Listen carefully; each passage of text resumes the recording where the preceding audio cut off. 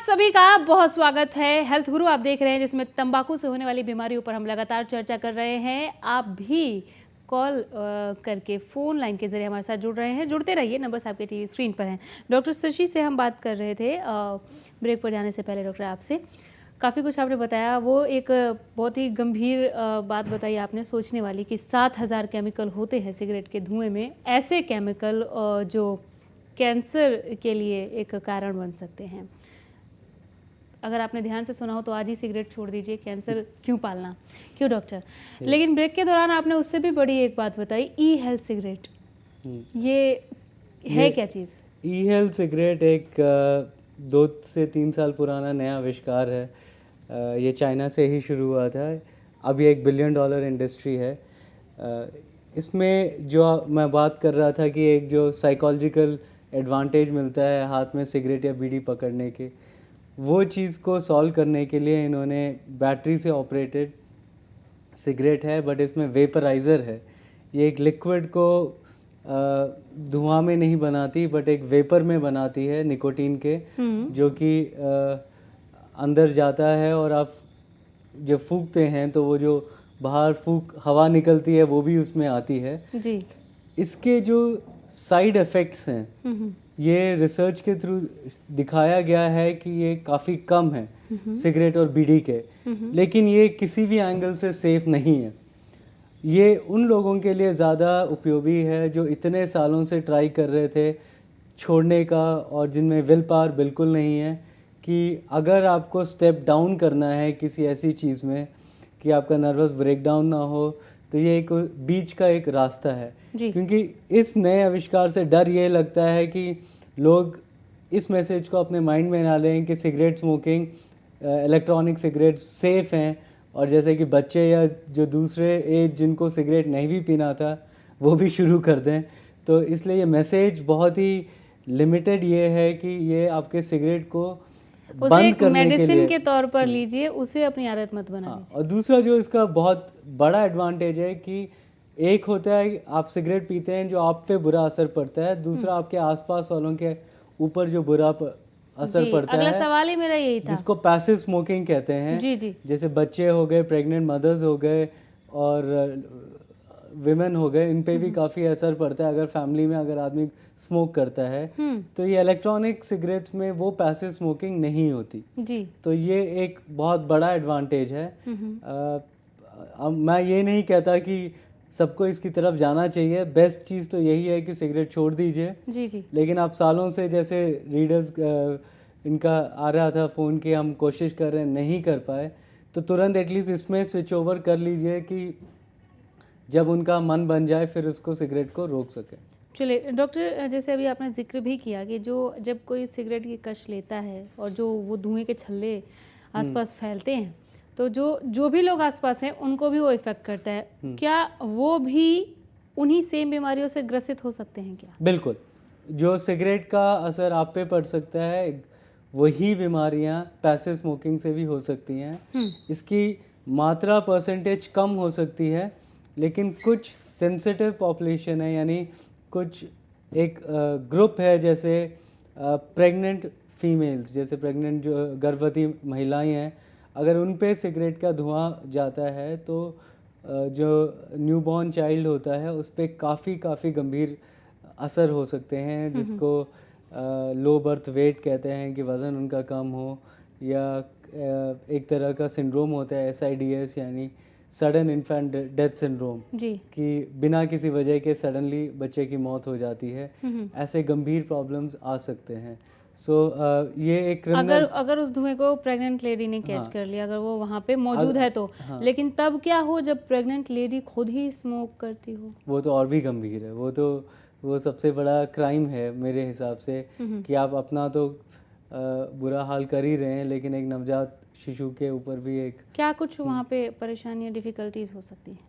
जैसे कि देखा जाता है जब भी आप सिगरेट पीते हैं तो आपकी जो खून की नसें हैं वो कस जाती हैं। तो इस तरह से जो ब्लड सप्लाई है, जो खून का जितना मिलना चाहिए फीटस को, एक नवजात शिशु को गर्भ में मिलना चाहिए, उतना ब्लड नहीं मिल पाता जी। तो उस वजह से उनका जो शरीर के डिफरेंट ऑर्गन्स हैं जैसे हार्ट, लंग्स और इन सब का विकास बहुत कम होता है। और कुछ कैंसर रिलेटेड प्रॉब्लम्स होती हैं, कुछ जेनेटिक डिफेक्ट होते हैं जिसमें मतलब बॉडी के कोई ऑर्गन ढंग से बनते ही नहीं हैं। ये सारी प्रॉब्लम्स आती बच्चे को हैं। इफेक्ट कर सकता है, यानी कि अगर गर्भवती महिला तंबाकू का या फिर उससे रिलेटेड कोई भी बीड़ी सिगरेट का सेवन करती है तो ना सिर्फ अपना सेहत बिगाड़ती हैं, अपने बच्चे के सेहत के साथ भी एक तरीके का वो खिलवाड़ है, एक अपराध कह सकते हैं हम ये इसको। अपराध है। हाँ, तकरीबन हर उम्र पे हम बातचीत कर चुके। बच्चों को क्या बीमारियां हो सकती हैं या फिर टीनेजर्स, यंगस्टर्स, उससे बड़े एज वालों ने खुद सवाल पूछ भी लिया कि क्या करें जी, हम छोड़ना चाह रहे हैं, छूट नहीं रहा। गर्भवती महिलाओं पर भी हम बात कर चुके। अब एक एक कर उन गंभीर बीमारियों को थोड़ा अपने दर्शकों को बताते हैं कि क्या कुछ झेलना पड़ सकता है अगर आप अपनी इस लत को टाटा बाय बाय नहीं कहते हैं तो। दिल को कैसे इफेक्ट करेगा, कैंसर पर हम बात कर चुके हैं, लेकिन दिल को होने वाली क्या कुछ बीमारियां हैं अगर मैं सिगरेट पी रही हूँ या मैं उसकी आदी हो चुकी हूँ? देखिए, सिगरेट अपने में प्रॉब्लम करता है, और अगर सिगरेट अल्कोहल या शराब के साथ इस्तेमाल किया जाता है तो उसकी जो कॉम्प्लिकेशंस हैं वो 3 से 5 गुना सीधा बढ़ जाती हैं। अगर आपका सिगरेट से जो स्मोकिंग का कैंसर का रिस्क 5 गुना ज़्यादा था और अगर आप शराब का सेवन करते हैं तो ये 15 गुना ज़्यादा भी हो सकता है। तो अगर इस तरह अगर आप देखें तो दिल पे जो सबसे बड़ा प्रॉब्लम ये करता है, एक तरह का हार्ट के जो खून की नसें हैं इनको ब्लॉक करता है। तो इसको हम कहते हैं एथेरोस्क्लेरोसिस या कोरोनरी आर्टरी डिजीज़ कहते हैं, जिसका फर्स्ट साइन ये होता है कि आप कुछ काम करते हैं तो सांस फूलती है, चेस्ट में पेन आता है जी। और जो सबसे सीरियस जो स्मोकर्स होते हैं उनको ये जो सिम्टम है वो ज़्यादा आती है। अखिल हमारे साथ दिल्ली से जुड़ गए हैं, पहले इन्हें सुन लेते हैं फिर लौटेंगे आपके पास। हेलो। नमस्कार अखिल जी। जी हाँ जी, मैं ये कहना चाह रहा था कि पहले मैं स्मोकिंग काफी ज्यादा करता था इन द डेली, मतलब मैं 2-3 सिगरेट से रोज पी जाता था, चाहे वो स्टेट्स हो, वो कंडीशंस पे एप्लीकेबल होती थी कि जैसी कंडीशंस हो, अगर दैट विल बी इंजॉय का टाइम हो या कोई कॉन्ग्रेचुलेशन या किसी भी टाइप का समय हो, उस समय सिगरेट्स की लत कम होती थी। पर ये जो सबसे इम्पोर्टेंट चीज है कि ये मेंटली इफेक्ट भी करता है क्या? जब आदमी स्ट्रेस ज्यादा होता है तो सिगरेट्स की हैबिचुअलिटी ज्यादा हो जाती है। जी हाँ, जैसे मैंने कहा कि सिगरेट निकोटीन जो उसमें पदार्थ होता है वो डोपामीन रिलीज़ करता है आपके दिमाग से, और ये एक तरह का रश देता है, वही जो आपको किसी जीत में मिलता है, एक तरह का सक्सेस और एक तरह का रिलीफ, और मसल्स रिलैक्स करते हैं, वो वाला चीज़ें। तो जब आप स्ट्रेस में हैं तो आप यही चाहते हैं कि ऐसा ही कुछ फीलिंग मिले। तो परेशान लोग सिगरेट ज़्यादा पीने का उनमें संभावना तो ज़रूर होता है, और उनको ये बहाना भी मिल जाता है कि अभी तो मैं परेशान हूँ इसलिए मैं सिगरेट पी रहा हूँ, ये एक और बहाना उनको मिल जाता है। चलिए, हमारे साथ गोहाना से भी एक कॉलर जुड़ गए हैं, सोनू। नमस्कार सोनू जी। सोनू जी, आवाज़ पहुँच रही है आप तक? हाँ मैम, पहुँच रही है। पूछिए आप अपना सवाल। जो मैं सिगरेट पीता हूँ वो मेरी आंखों के सामने नहीं रहता है। सर एक बार दोहराएं आप। सोनू जी, आप टीवी पर आवाज़ सुनकर हमें आंसर कर रहे हैं, बेहतर होगा आप फ़ोन पे बात करें, अच्छी तरह से हम सुन पाएंगे। मेरी आंखों के सामने नहीं रहता है मैम जी। आपको सामने नहीं रहता और चक्कर आने लगते हैं, मैं सिगरेट पीता हूँ तब चक्कर आते हैं? ये सिगरेट पीते हैं तो इन्हें चक्कर आते हैं। तो सिगरेट पीना छोड़ दीजिए। ये उपाय जानना चाह रहे हैं? सिगरेट पीना और चक्कर आना, सिगरेट का निकोटीन का यही एक साइड इफ़ेक्ट है, और ये ज़्यादा उनमें देखा जाता है जिन स्ट्रॉन्ग सिगरेट्स जो ज़्यादा पीते हैं और काफ़ी समय बाद पीते हैं तो उनको चक्कर आने के चांस रहते हैं। बट जैसे आपने कहा कि अगर आपको चक्कर आते हैं तो आप सिगरेट पीना छोड़ दें, नहीं आते तो भी छोड़ दीजिए, नहीं तो आने लग जाएंगे। गुड़गांव से हमारे नेक्स्ट कॉलर हैं बिलाल। नमस्कार बिलाल जी। नमस्कार मैडम जी। पूछिए आप अपना प्रश्न।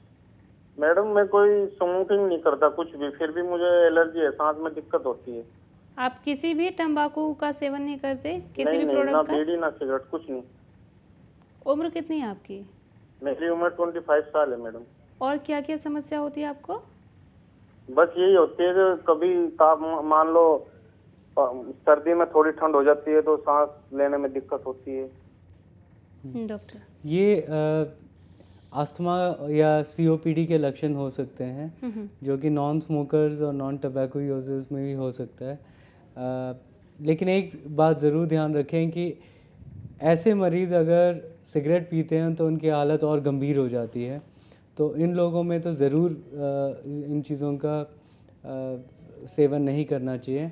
आपको चाहिए कि आप एक चेस्ट स्पेशलिस्ट से मिलें और आपका जांचें होंगी, जिसमें एक फूंकने वाली जांच होती है, पीएफटी कहते हैं, वो कराने के बाद और एक्सरे कराने के बाद आपका जो सही वजह है सांस फूलने का वो पता चलेगा। चलिए, बहुत शुक्रिया सर हमारे साथ जुड़ने के लिए। उम्मीद करते हैं कि आपने डॉक्टर शशि को बहुत ही गौर से सुना होगा। डॉक्टर, इस कार्यक्रम को करने से पहले रिसर्च के दौरान मैंने एक सर्वे में पढ़ा था कि पूरे विश्व में तंबाकू जैसी चीज़ों का सेवन करने से 54 लाख लोगों की मौत होती है हर साल, और केवल इंडिया की बात करें 9 लाख लोग मरते हैं यहाँ पर हर साल। बहुत ही गंभीर विषय है और शायद इसीलिए इसकी गंभीरता पर हम 1 घंटे से चर्चा भी कर रहे हैं। लेकिन फिर भी अगर जितनी बीमारियों की हमने चर्चा की, बात की, तंबाकू का सेवन करने वाला कोई मरीज़ अगर अस्पताल लाया जाता है तो उसे बचाने के कितने चांसेस होते हैं? पहली बात तो ये है कि अधिकतर इंश्योरेंस कंपनियां अगर आपके हिस्ट्री में अगर हम लिखते हैं कि आप तंबाकू का सेवन कर रहे थे और आपको किसी तंबाकू सेवन रिलेटेड प्रॉब्लम आती है, जैसे कि हार्ट की प्रॉब्लम या कैंसर की प्रॉब्लम, वो आपको इंश्योरेंस नहीं प्रोवाइड करते। तो ये एक बहुत ही दिक्कत की बात है कि जो चीज़ प्रिवेंट आप कर सकते थे आपने नहीं किया।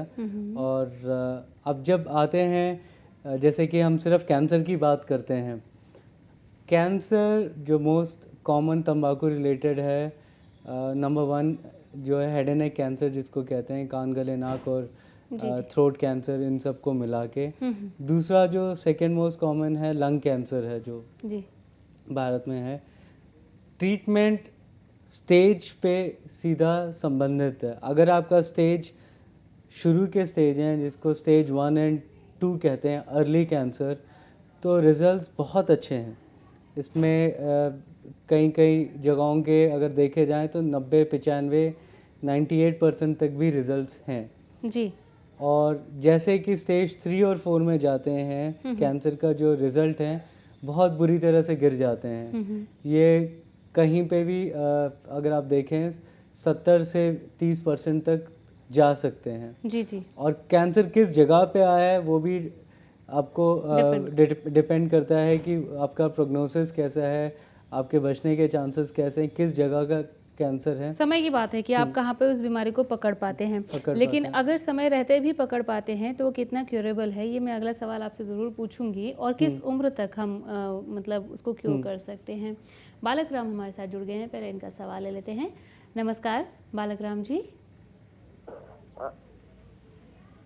बालक राम जी, आवाज़ सुन पा रहे हैं आप? हाँ जी, सुन पा रहा हूँ जी। पूछिए अपने सवाल। जी, मेरा सवाल ये है, मैं पहले बीड़ी पीता था, बीड़ी तो मैंने छोड़ दी है जी। हाँ जी, मैं पहले बीड़ी पीता था जी। तो आपने बीड़ी छोड़ दी ना? हाँ जी, बीड़ी तो मैंने छोड़ दिया। तो समस्या क्या है? सुबह शाम मैं मौका पे लेता हूँ जी। आपकी उम्र कितनी है बालक राम जी? अजी मेरी उम्र तो जी 40-45 के बीच है, जो मैं सोचता।